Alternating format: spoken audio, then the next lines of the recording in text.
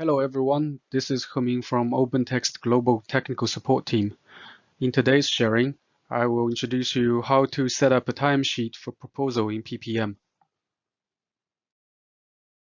Here is the overall flow for setting up timesheet for proposal. To set up timesheet with policy and periods for proposal, you need to set timesheet policy on Workbench and create a timesheet period first.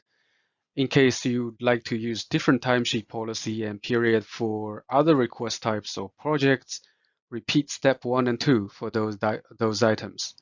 Then you need to enable and configure the timesheet management in the proposal request type. Once the configuration is completed, please assign the timesheet policy to the resource on Admin UI and set the approvers before creating a timesheet. Let us start with timesheet policies.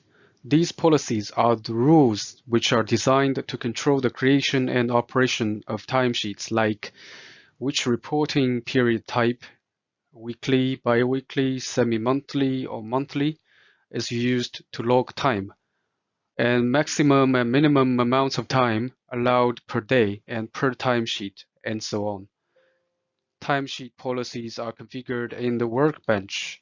You can find it from Time Management tab in Workbench.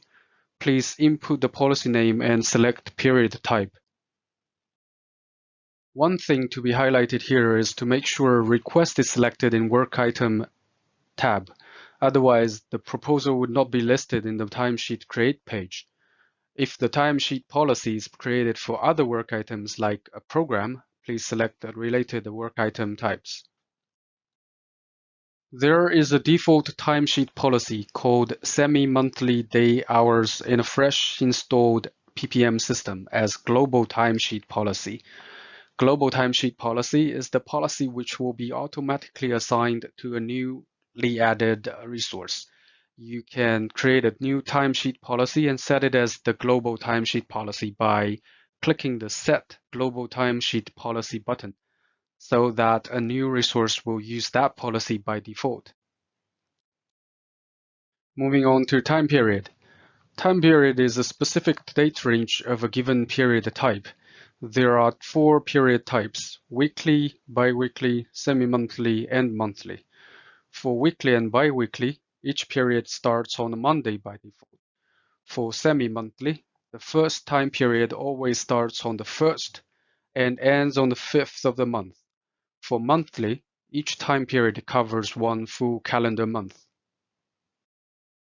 To create new periods, please run the kgenTimeManagementPeriods.sh command. You need to specify the number of periods and the start date. In the example in the slide, it means to create 20 entries from the first week of July.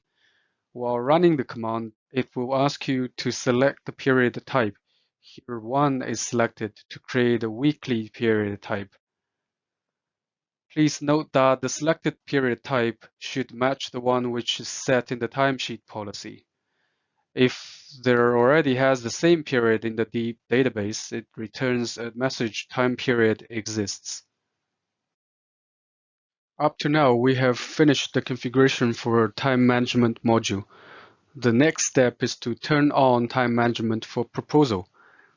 You do that by opening the workbench and double-clicking the proposal name. In the request type detail page, go to Resources tab and check Use Time Management to track actuals. You can specify who can report time to request and determine which fields to track. The last step is to configure the resource information. You go to Admin UI webpage, open the Resource Detail page, and select Time Management tab.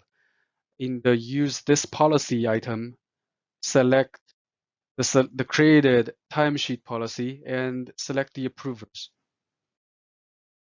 Now you can create a timesheet with selected period type and add the proposal from Add Items in the timesheet. In the previous steps, we selected only request as the allowed work item during the timesheet policy creation. So here in the Add Items list, only Add Request is listed. that will be all for today's sharing. Thank you so much for watching.